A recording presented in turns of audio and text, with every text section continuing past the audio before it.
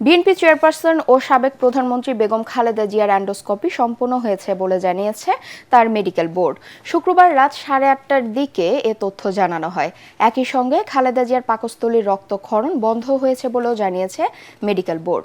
এদিকে অসুস্থ BNP chairperson Khaleda জিয়াকে উন্নত চিকিৎসার জন্য লন্ডনে নেয়ার উদ্দেশ্যে ঢাকায় অবস্থান করছেন তারেক রহমানের স্ত্রী ডাক্তার জুবাইদা রহমান।